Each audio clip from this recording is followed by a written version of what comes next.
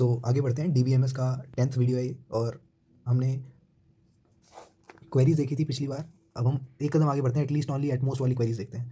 ठीक है, मान लेते हैं कि हमारे पास एनरोल SID CID है और हमें रिट्रीव करना है SIDs of enrolled for at least 2 courses. ऐसे बच्चे, SID मतलब ऐसे स्टूडेंट की ID यानी रोल नंबर मान लो, ऐसे बच्चों का रोल नंबर जो एक से ज़्यादा कोर्सेज में एनरोल एटलीस्ट है ना, यानी कम से कम 2 कोर्सेज में एनरोल है। तो लेट से एनरोल ऐसा है और इसी को दोबारा से एनरोल को ऐसे रख दिया, है ना। और यहाँ देखो कि स्टूडेंट आईडीज़ ली थी मैंने। स्टूडेंट 1 ने 3 कोर्सेज में एनरोल करा है, C1 C2 C3। स्टूडेंट 2 ने C1 और C2, स्टूडेंट 2 ने C1 और C2, स्टूडेंट 3 ने C1। सिमिलरली यहाँ पे मैंने एक्जैक्टली लिख दिया। ये क्यों लिखा, क्वेश्चन को ध्यान से देखोगे तो समझ में आएगा तुम्हें कि कहना क्या चाह रहा है कि हम T1 और T2 ले रहे हैं, मतलब इसको T1 कह रहे हैं, इसको T2 कह रहे हैं, इवन तो ये सेम है एकदम, है ना, जिसमें ID सेम है, ID सेम है मगर कोर्स ID डिफरेंट है। कोर्स ID सेम नहीं है मतलब डिफरेंट है, समझ में आया। अगर ये कोर्स ID मतलब स्टूडेंट सेम है, स्टूडेंट का रोल नंबर सेम है ना, स्टूडेंट सेम है मगर उसने उसके कोर्स चुने हुए सेम नहीं है, यानी अलग अलग हैं। इसका मतलब कि उसने 2 कोर्सेज या 2 से ज़्यादा कोर्सेज एनरोल कर रखे हैं। तो ये कहना चाह रहे हैं बात को, जरा यहाँ देख लेते हैं। देखो C1 जो है वो S1 C1 जो है S1 C2 से मैच कर रहा है ना, क्योंकि यहाँ पे S1 और S1 तो सेम है मगर C1 C2 अलग अलग है। ये वाली कंडीशन मैच करनी है ना, इक्वल नहीं होने चाहिए। पहले वाले से नहीं हो रहा है, ठीक है, ये एरो नीचे को गया है। ऐसे ही देखो S1 C2 जो है वो मैच कर रहा है S1 C1 से, कह सकते हैं S1 C3 से, कह सकते हैं, है ना। ऐसे ही सब एक दूसरे से मैच कर रहे हैं जिसमें स्टूडेंट का रोल नंबर सेम है मगर कोर्स नंबर अलग अलग है। क्लियर है। ऐसे देखो S2 C2 जो है S2 C1 से रिलेट कर रहा है, क्योंकि S2 S2 सेम है मगर C2 C1 अलग अलग है। सिमिलरली S2 C1 जो है S2 C2 से, मतलब ये सारे आपस में रिलेट कर रहे हैं आखिरी वाले को छोड़ के, क्योंकि इसको रिलेट S3 को रिलेट करने के लिए सिर्फ यहाँ पे S3 ही मिला, मगर C1 और C1 बराबर है तो कंडीशन सेटिस्फाई नहीं हो रही, अलग अलग होनी चाहिए थे, है ना। तो एक चीज़ हमें समझ में आती है कि हम इस क्वेरी को हम ऐसे कह सकते हैं कि मैंने रीनेम कर दिया एकदम, ठीक है। इसको इनरोल को मैंने T1 से रीनेम कर दिया, T1 कॉमा इनरोल और T2 कॉमा इनरोल। इसमें क्या है कि T1 डॉट SID इक्वल है T2 डॉट SID के, और इंटरसेक्शन लिया है ना, यानी कॉमन, मतलब ये कंडीशन भी होनी चाहिए, है ना। एंड कहते हैं इसको इंग्लिश में, ऐसे याद रखना। एंड ए से शुरू होता है और ए कैसे लिखते हैं, ऐसे करके लिखते हैं ना, ऐसे थोड़ा दिमाग में रखना। T1 dot CID not equal to T2 dot CID, ये कंडीशन होनी चाहिए दोनों। और इसमें से क्या निकाल लो, प्रोजेक्ट क्या करना है, SID निकालने हैं, किसी भी T1 T2 में किसी में से भी निकाल लो, है ना। या सिंपली देखा जाए तो हम क्या कर सकते हैं, इनरोल और इनरोल का रीनेम कर दिया, इसमें हमने एट्रीब्यूट्स का रीनेम कर दिया। तो SID को मैंने S कह दिया और कोर्स ID को C कह दिया। तो जहाँ पे SID इक्वल टू S है, intersection course ID not equal to C है, ठीक है। तो ये जो कंडीशन सेटिस्फाई करेगा वो डेफिनेटली 2 या 2 से ज़्यादा कोर्सेज में इनरोल्ड होगा, है ना। ये नहीं इक्वल होने का मतलब ये है कि वो कोर्स एक नहीं है, एक से ज़्यादा ही है, और एक से ज़्यादा यानी एटलीस्ट 2 या 2 से मोर भी हो सकता है। अब मान लो एटलीस्ट 3 हो तो इसको थोड़ा दिमाग में रखना, ठीक है। इस पर्टिकुलर ये जो बनाए हैं ना क्वेरी, क्योंकि ये मैं रेफर करूँगा, इसको बार बार नहीं लिखेंगे। क्लियर हो गया ना ये। नीचे आते हैं, नीचे वाले को दिमाग में रखना। देखो क्या हुआ कि इसमें कह रहे हैं कि एटलीस्ट 3 कोर्सेज, ठीक है। तो एटलीस्ट 3 कोर्सेज कहने का मतलब हमारे पास यहाँ पे 3 बार ऐसा बनेगा, ठीक है। और कंडीशन देखो कि एटलीस्ट 3 कह रहे हैं तो हमने कितनी बार क्रॉस कर दिया, मतलब T1 cross T2 cross T3, तीनों टेबल को हमने क्रॉस प्रोडक्ट कर दिया। तो SID CID SID CID SID CID हो गया, है ना। तो यहाँ पे देखो कि SID मैच करनी चाहिए, SID बंदे की सेम होनी चाहिए मगर कोर्स ID डिफरेंट होनी चाहिए। 3 बार क्यों करा, क्योंकि एटलीस्ट 3 चाहिए थे, समझ में आया। तो एक बार बताओ, SID बराबर है T1 और T2 की, ठीक है, और T2 और T3 की SID बराबर है, तो ऑटोमेटिकली ये तो ऑब्वियस बात है कि SID T1 और T3 की भी बराबर होगी, है ना। तो ऐसे अलग से दिखाने की जरूरत नहीं है, समझ में आया। कहने का मतलब है जो ऊपर हम कर रहे थे ना कि इंटरसेक्शन लगा रहे थे बीच में, तो एक्जैक्टली हमने वही करा यहाँ पे। सिलेक्शन प्रोसेस क्या है हमारा, क्रॉस देखो, तुम ऐसे कंडीशनल जॉइन लगा लो या ऐसे कर लो, बात एक ही होती है ना। तो देखो यहाँ पे हमने क्या करा, क्रॉस प्रोडक्ट करा, बाहर सिलेक्शन लगा दिया, क्या T1 की SID इक्वल टू T2 की SID, इंटरसेक्शन T2 की SID इक्वल टू T3 की SID, इंटरसेक्शन। अब तुम बोलोगे T3 T1 T2 हो गया, T2 T3 हो गया, T1 T3 क्यों नहीं हुआ, क्योंकि ऑब्वियस है, ऑब्वियस है, क्योंकि यहाँ पे हम इंटरसेक्शन ले रहे हैं ना।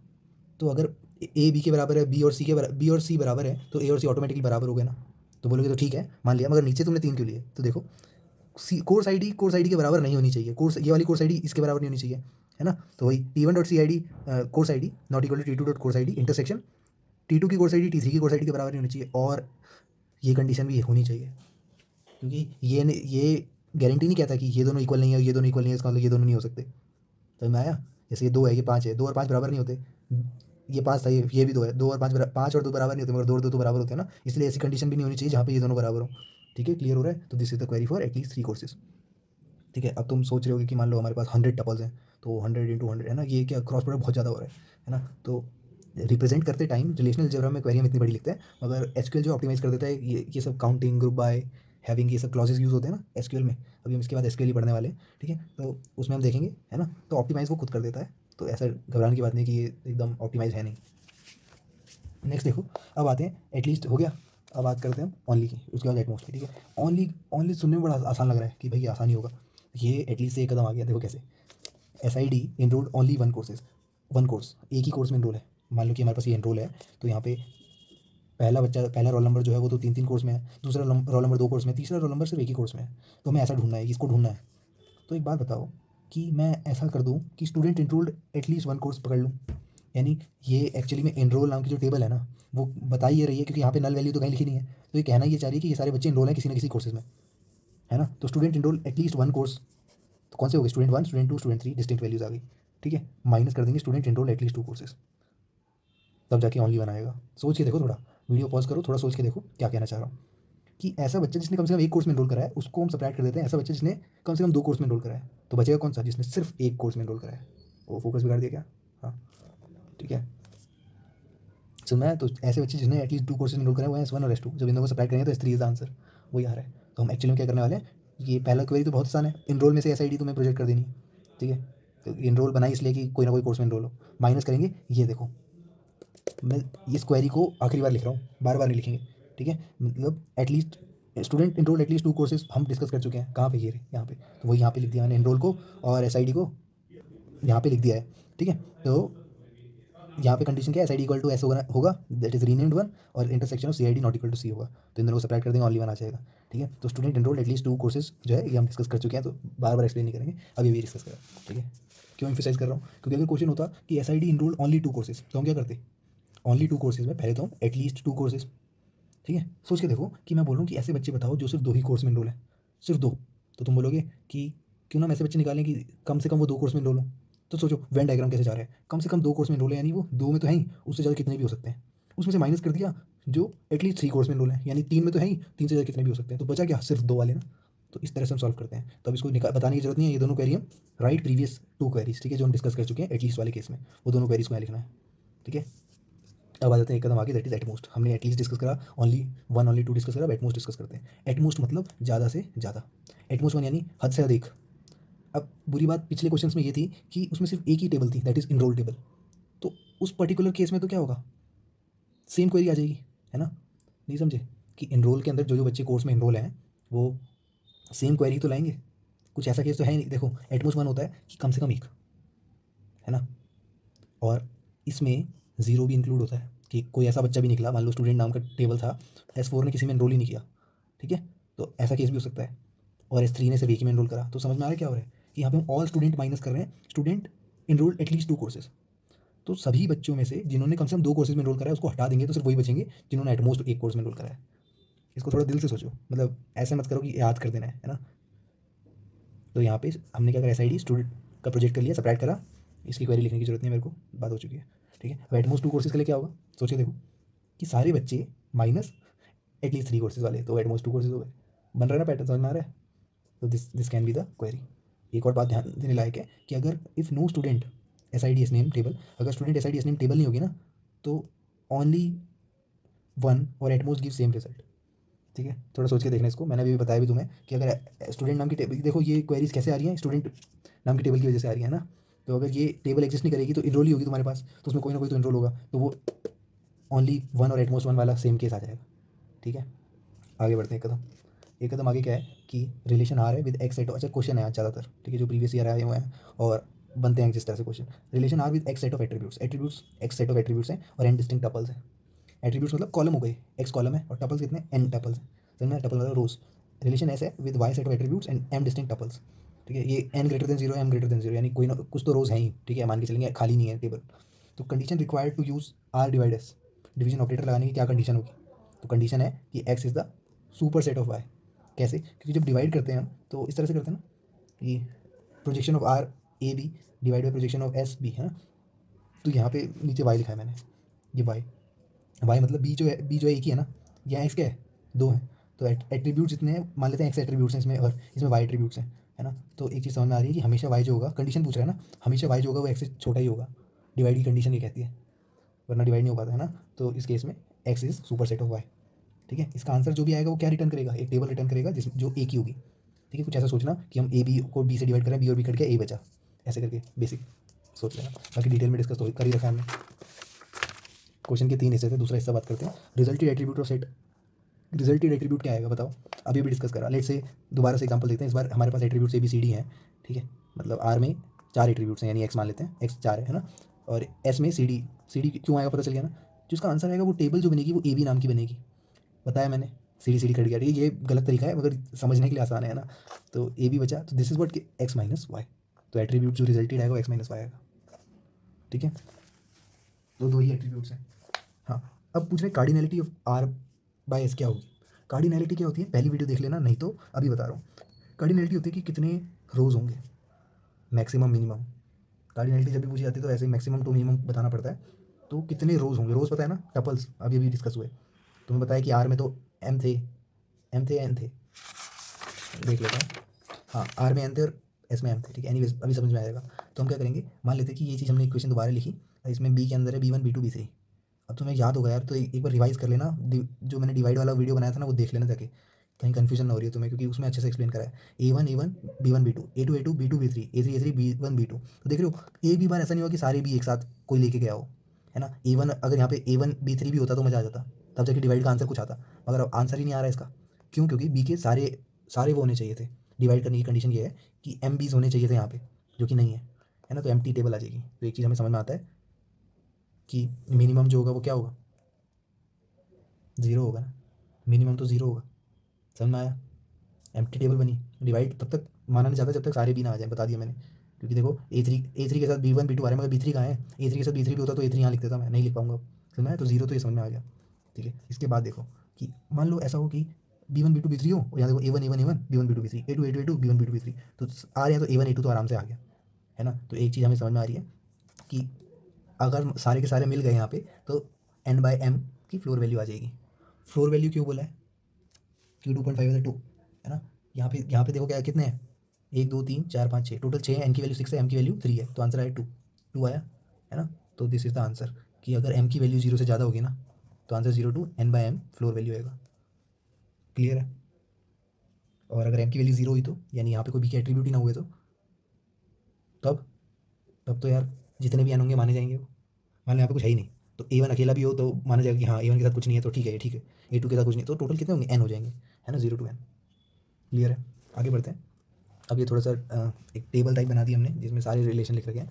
हाँ, तो रिलेशन आर के पास n डिस्टिंक्ट टपल्स है, डिस्टिंक्ट का थोड़ा ध्यान रखना, है। डिस्टिंक्ट दिक्कत दे देता है, वरना तुम ध्यान नहीं रखते हो तो, ठीक है। एस के पास m डिस्टिंक्ट टपल्स हैं, तो हम रिलेशनल यहाँ पे अलजेब्रा एक्सप्रेशन लिखेंगे, यहाँ पे कार्डिनैलिटी लिखेंगे, मिनिमम मैक्सिमम, और यहाँ कॉम्यूटेटिव है या नहीं, रिजल्टेड रिकॉर्ड, ठीक है। तो ये दोनों तो हम पहले भी बात कर चुके हैं पिछली वीडियोज़ में, है ना। एक वीडियो में बनाया था मैंने शायद, इससे दूसरी पहली या फिर इससे जस्ट पहली। एनीवेज ये हम बात कर चुके हैं इसका कि नो आता है, कार्डिनल कॉम्यूटेटिव है या नहीं, है ना। ये यस होता है, ये कॉम्यूटेटिव है। कार्डिनैलिटी देख लेते हैं कि यहाँ पे हम प्रोजेक्ट कर रहे हैं ए को, तो एटमोस्ट n टपल्स हो सकते हैं, है ना, नंबर ऑफ डिस्टिंक्टिव वैल्यूज, तो इसका आंसर n हो सकता है मैक्सिमम, है ना। यहाँ पे देखो सी मतलब कंडीशन है, यहाँ पे ABC वाला सी नहीं है, कंडीशन है, क्योंकि प्रोजेक्शन में कंडीशन आती है। तो यहाँ पे कोई ऐसी कंडीशन हो सकती है कि कोई भी सेटिस्फाई ना करे, कोई भी रो सेटिस्फाई ना करे तो 0 आएगा, सारी रो सेटिस्फाई कर दे तो n आएगा, ठीक है। R क्रॉस S का आंसर जो आएगा n/m, बताने की जरूरत नहीं है, करे हुए हैं।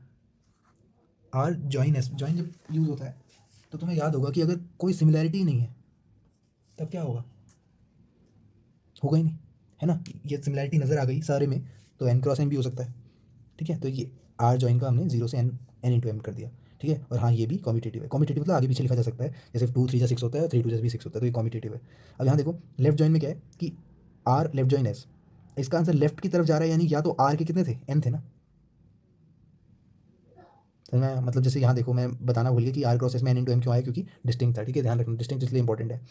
सेम ही होते तो फिर वो तो रिड्यूस हो जाता नंबर, है ना। आते हैं लेफ्ट पे, लेफ्ट जॉइन पे क्या है कि आर के पास n डिस्टिंक्ट टपल्स थे, तो या तो n की वैल्यूज आ जाएंगी मिनिमम, या n/m आएगा, समझ में आया। और अगर तुम इसको कॉम्यूटेटिव ट्राई करोगे तो s को अगर यहाँ लिख दोगे r को यहाँ, तो वो तो राइट जॉइन हो जाएगा ना। तो ये दोनों लेफ्ट और राइट जॉइन कभी भी कॉम्यूटेटिव नहीं होते, तो नो आगे दोनों में, ठीक है। और अगर राइट जॉइन करोगे तो s का जो थे एट्रीब्यूट्स होते हैं टपल्स m थे, तो m/n। क्लियर। अगर दोनों हैं तो कोई दिक्कत नहीं है हमारे कॉम्यूटेटिव में, तो यस आ गया कॉम्यूटेटिव में, ठीक है। और साथ ही साथ इन दोनों में आउटर जॉइन करते हैं तो एक तरह से क्या है, इनर जॉइन, मतलब लेफ्ट जॉइन राइट जॉइन का क्या है, कॉम्बिनेशन है, यूनियन है ना। तो यहाँ पे मैक्सिमम जो भी आ जाएगा वो हमारा मिनिमम हो जाएगा, ठीक है, टू एन इंटू एम, तो मैक्सिमम है ही। ठीक है, मैक्सिमम जो भी आएगा मिनिमम हो जाएगा। ये चीज़ कहाँ है तुम देख लेना, आउटर जॉइन समझाया हुआ है तीनों वीडियो में, है ना। और अब आते हैं R union S. R union S क्या होगा, एक तो यूनियन हो रहा है तो जो भी मैक्सिमम है वो मिनिमम हो सकता है। मतलब कहने का मतलब एस के अंदर कोई है ही नहीं, वेन डायग्राम ही सोच लो, एस में है ही नहीं कुछ, आर में ही सब कुछ है। तो मैक्सिमम कौन सा हो गया, आर हो गया, तो वही मिनिमम हो गया ना, two N plus M. N plus M ध्यान रखना है यहाँ पे, यूनियन में प्लस हो जाता है। देखा होगा जब तुमने 11th क्लास में सेट ऑपरेशंस करे होंगे तो वेन डायग्राम में हम एडिशन करते थे, याद है। तो वही है। इंटरसेक्शन क्या है, या तो कुछ भी कॉमन ना निकले तो जीरो है, या कुछ तो कॉमन निकले वो सिर्फ एस का ही हो, मतलब मैक्सिमम इन दोनों में से जो भी मिनिमम है उसी का कॉमन निकलेगा। ठीक है, ये विजुलाइज करने की चीज़ें हैं। होप तुम्हारे दिमाग में आ रही होंगी, ये दोनों कॉम्पिटेटिव हैं, आगे पीछे लिख सकते हैं, S union R, R union S होता है। ठीक है, अच्छा मगर सेट डिफरेंस में ऐसा नहीं होता, तो आर सेट डिफरेंस एस करोगे तो ये तो जीरो टू एन जा सकता है। मान लो एस के अंदर सारा कुछ है जो आर के पास है तो जीरो आ गया, या एस के अंदर कुछ भी नहीं जो आर के पास है तो आर के पास क्या है, एन टपल से, तो एन आ गया। और आर डिवाइड एस तो हम बात कर ही चुके हैं, क्लियर है। अब इससे क्या हुआ, फ़ायदा क्या हुआ कि कोई भी अगर क्वेश्चन आएगा तो तुम आसानी से बता पाओगे। जैसे ये देखो, आर जॉइन एस का देखो, मिनिमम वैल्यू क्या है, जीरो है ना। R join S minimum zero है और मैक्सिमम एन इंटू एम है। अब इसका फ़ायदा क्या हुआ, क्वेश्चन आ गया, क्वेश्चन कह रहे स्टूडेंट है, एनरोल है, और मिनिमम मैक्सिमम क्या होगा, स्टूडेंट इंटू एनरोल। स्टूडेंट में कितने हैं 100, और एनरोल में कितने 50 टपल्स। तो क्या बताया, मिनिमम क्या होगा, जीरो होगा, क्या मैक्सिमम मिनिमम पूछ रहे हैं, और मैक्सिमम होगा 5000, तो इसका आंसर ये हो गया, है ना। बिल्कुल नहीं, बिल्कुल नहीं। इवन दो यहाँ पे लिखा हुआ है कि मिनिमम जीरो है, एन इंटू एम मैक्सिमम है ना, तो मिनिमम इसका जीरो कर देंगे और मैक्सिमम इसका 5। नहीं नहीं भाई, क्वेश्चन को ध्यान से पढ़ो, क्वेश्चन कुछ और कह रहा है, क्वेश्चन में प्राइमरी की ही बदल गई। S I D primary key है, यहाँ पे S I D C I D primary key है। और ये क्वेश्चन होते ईजी हैं, समझ में तब आते हैं जब थोड़ा हम एग्जाम्पल डेटा बना के देखें। तो बना के देखा, स्टूडेंट टेबल बनाई, S I D S one S two S three S four लगा दी, ठीक है, और यहाँ पे अंडरलाइन कराए, यानी प्राइमरी की है। और प्राइमरी की कभी भी सेम नहीं होती, ऐसा नहीं कि मैं एस वन बहुत सारे लिख दूँ, नाम भले ही सेम हो जाए, रोहन रोहन सौरभ सौरभ बहुत सारे नाम होते हैं। ठीक है, तो ऐसे मान लो 100 टपल हैं क्योंकि 100 दे रखे हैं, मतलब 100 रोज़ हैं। ठीक है, रो तो पता ही है ना। और इनरोल के अंदर S I D C I D, ठीक है, तो इसमें ये, इसमें जो वो है प्राइमरी की है वो दोनों है। तो यहाँ पे ऐसे कंपल्सन नहीं कि सेम होना चाहिए, या S one S one S one S two कुछ भी आ सकता है, नॉट की। तो मैक्सिमम टपल क्या होगा वो देखो। पहली बात तो ज्वाइन करता क्या है, इक्वालिटी ऑफ कॉमन एट्रीब्यूट्स, है ना। तो कॉमन क्या है, एस आई डी। तो कंडीशन देखो, मैंने अगर दोनों फ्लेवर ले लिए, या तो सारे एस वन हो सकते हैं, तो एस वन होगा तो एस वन से मैच करेगा, एस वन एस वन से मैच करेगा, एस वन से मैच करेगा, एस टू से मैच करेगा, ऐसा हो सकता है। ये सारे डिफरेंट हो तो एस वन से एस टू से एस थ्री, है ना, समझ में आ रहा है, तो मैच कर जाएगा, ये 50 है टोटल। तो एक चीज़ समझ में आया कि मैक्सिमम टपल्स जो होंगे वो 50 ही होंगे। क्यों, क्योंकि देखो एस वन से मैच कर गया, तो ये ऐसे लिखूंगा मैं, जब मैं इन दोनों को क्रॉस करूंगा तो एस वन, तो तुम एक ही बार लिखोगे ना एस वन, उसके साथ ए सी वन, फिर A C two, A C three, A C four, मान लो सारे एस वन थे, है ना, तो टोटल 50 होंगे ना। या मान लो सारे अलग अलग हैं तो भी कोई दिक्कत नहीं, S one A C one, S two A C two, S three B C three, समझ में आ रहा है। क्योंकि अगर एस थ्री होंगे, मतलब जो भी होगा कॉमन एट्रीब्यूट्स होंगे, तो वो आगे जाके तो रोज नंबर रोज 50 ही कर पाएंगे ना, समझ में आया। ये मैक्सिमम टपल्स होंगे। और रही बात मिनिमम टपल्स की, तो मिनिमम टपल्स भी क्या होंगे, 50 ही होंगे, अगर फॉरेन की एग्जिस्ट है तो। फॉरेन की एग्जिस्ट मतलब कि एस आई डी यहाँ पे प्राइमरी की है ना, इनरोल में आके वो फॉरेन की होगी तो यहाँ पे आगे। तो कहने का मतलब है कि एस आई डी अगर प्राइमरी की है, इनरोल में आके फॉरेन की हो गई, तो यहाँ पे जितने भी एस आई डीज होंगे वो ऑलरेडी यहाँ पे होंगे, यानी वो कॉमन तो हो रहा होगा। मिनिमम कहने का मतलब क्या है, मतलब मिनिमम ऐसा बताओ कि कुछ कंपैरिजन ना हो या कुछ अजीब हो जाए, है ना। यहाँ पे इतना तो कंफर्म है कि 50 टपल्स हैं। अब तुम एक बात बताओ, यहाँ पे क्या डालूँ मैं, एस वन सारे डाल दूँ, या सारे डिफरेंट डाल दूँ। यही तो केस हो सकता है कि सारे सेम डाल दो या सारे डिफरेंट डाल दो, है ना। एक्सट्रीम केसेस दोनों में ही यहाँ से वैल्यूज़ तो मैच होंगी ही। समझ में आ रहा है, मैं धीरे धीरे बता रहा हूँ। तो आंसर हमेशा 50 डबल ही आने वाला है, तो इसका आंसर था सी। मैंने जानबूझ के टिक नहीं किया था, अब टिक कर देता हूँ, ठीक है। खूब समझ में आ रहा होगा कि क्वेश्चन देख के हवाबाजी नहीं करते, ऐसा कई बार क्वेश्चन पेपर में दिक्कत देता है क्योंकि हम एग्जाम्पल नहीं लेके करते। ठीक है, तो अब ये जो हमने सीखा है इसका टेम्पलेट बना दिया है कि मान लेते हैं कि हमारे पास आर रिलेशन है जिसमें ए है हमारा की, ठीक है, और एन टपल्स हैं, और ऐसे रिलेशन इसमें बी है हमारे पास की और एम टपल्स हैं। तो यहाँ पे एक चीज़ कंफर्म है, इवन दो कॉमन एट्रीब्यूट्स बी है, मगर एक साइड वो प्राइमरी की है दूसरे में नहीं है, मतलब एक साइड में वो की है, कैंडिडेट की प्राइमरी की जो भी बोलो, एक की है दूसरे में वो नहीं है, बस कॉमन एट्रीब्यूट अलग अलग है। तो मैक्सिमम मिनिमम बताने हैं। तो हमने क्या करा, एक एग्जाम्पल ले लिया दोबारा से, यहाँ देखो ए तो की था, तो ये सब A one A two A three सब अलग अलग होंगे, है ना, टोटल एन है। अब बी जो है वो क्या है, की है, नीचे बी की है, तो ये 2 3 4 5 6 सब अलग अलग है, मगर यहाँ पे बी कोई की नहीं है, ऊपर वाले में बी कोई की नहीं है, तो 2 2 2 3 अलग कर दिए, मतलब सेम भी ला सकते हैं अलग भी ला सकते हैं। तो जब भी हम इक्वालिटी ऑफ कॉमन एट्रीब्यूट देखेंगे बी के बेसिस पे, तो ये दो और दो मैच कर गया, ये सारे दो मैच कर गए, ये सारे तीन मैच कर गए। तो कहने का मतलब है कि जितनी भी वैल्यूज़ होंगी ना, मतलब ये सारे मैच कर गए ना एक तरह से, तो कॉमन जो भी होगा वही आंसर आ जाएगा। तो मैक्सिमम क्या होगा, एन टपल्स आ जाएंगे, ठीक है। और मिनिमम जो होगा, मिनिमम भी क्या होगा, एन आएगा अगर फॉरेन की है तो, जीरो आएगा या तो कोई रिलेशन ही ना हो। मान लो यहाँ पे मतलब फॉरेन की मतलब समझ में आता है ना तुम्हें, कि यहाँ पे तो प्राइमरी की है मगर एरो यहाँ जाएगा तो यहीं से वैल्यूज उठ के आ रही है, अब वैल्यूज उठ के यहाँ पे आ रही है तो इक्वालिटी करने पे तो रोज ऐड होंगी, है ना, तो वो तो एन ही रहेगा, समझ में आया? और अगर एकदम ही अलग है, फॉरेन की नहीं है, तो यहाँ पे 11 12 15 16 कर दो, कोई इक्वालिटी नहीं आएगी, जीरो आंसर आ जाएगा। होप समझ में आ रहा हो। आखिरी पेज है, ये देख लो, 2 क्वेश्चन और, काम खत्म करते हैं। हमारे पास इस बार क्या है, हमने तीनों कंडीशन ले ली हैं, ठीक है। पहले कंडीशन में क्या देखा हमने कि की कोई और थी और कॉमन एट्रीब्यूट कोई और था। अब यहाँ पे की भी सेम है, कॉमन एट्रीब्यूट भी सेम है, तो यहाँ पे क्या केस होगा कि ए बी सी लिया, अब यहाँ पे 2 3 4 5 सब कुछ अलग अलग लेना पड़ा, यहाँ पे 2 3 4 यहाँ पे भी अलग अलग लेना पड़ा, ठीक है, क्योंकि की है भाई, सेम तो हो नहीं सकते। तो यहाँ पे जो भी बनेगा 2 और 2 मैच कर जाएगा, 3 और 3 मैच कर जाएगा, तो क्या आंसर आने वाला है, मैक्सिमम जो होगा मिनिमम ऑफ एन एम होगा। मान लो ये टेबल बहुत बड़ी है, वहाँ पे पीछे भी ऐसे ही था, ठीक है, ध्यान रखना। मान लो टेबल बहुत छोटी है, तो जो छोटी टेबल होगी वहीं तक जा पाएंगे ना मैक्सिमम नंबर ऑफ रोज, तो मैक्सिमम हो जाएगा। और मिनिमम की बात करें तो वो अगेन कुछ तो हम चेंज भी नहीं कर सकते, है ना, कंडीशन कुछ चेंज नहीं कर सकते, बस यही दुआ कर सकते कि मिनिमम कोई हो, या फिर अगर फॉरेन की नहीं है तो यहाँ पे अगर 2 3 4 5 लिखा है, यहाँ पे अल्फा बीटा गामा लैम्डा लिख दिया हो तो कोई कंपैरिजन ही नहीं है, तो नो फॉरेन की वाला। थर्ड केस बनता है, दैट इज फर्स्ट केस हमने देखा कि 2 कॉमन एट्रीब्यूट्स थे मगर वो एक जगह पे की था, दूसरी जगह की नहीं था। सेकंड हमने देखा 2 कॉमन एट्रीब्यूट्स हैं मगर वो दोनों में की हैं। तीसरा हमने देखा कि कॉमन एट्रीब्यूट्स तो हैं मगर वो एक भी जगह की नहीं है। तो ऐसे केस में क्या होगा, मान लो सिमिलर हो गए, नॉन की, है ना, ए और डी रहेंगे, ए वन ए टू, मतलब ये रहेंगे यूनिक वैल्यूज़, मगर ये तो सिमिलर हो सकते हैं, तो सिमिलर होंगी तो इधर उधर सारे मतलब एकदम क्रॉस प्रोडक्टिव हो जाएगा, है ना, तो एन इंटू एम हो जाएगा। और मैं अगर मिनिमम की मैक्सिमम बताया, मिनिमम की बात करूँ तो ऐसा भी हो सकता है कि कोई भी मैच ना खाए, है ना, क्योंकि यहाँ पे मान लो यहाँ पे सारे 2 हैं, यहाँ पे सारे 1 हैं, तो कोई मैच नहीं होगा, तो जॉइन बनेगा ही नहीं, वैल्यू पॉपुलेट ही नहीं होगी और कुछ रोज बनेंगी नहीं, जीरो आंसर आएगा। होप क्लियर है। तो इसके बाद एसक्यूएल शुरू करते हैं, रिवाइज कर लेना एक बार सारा, ठीक है।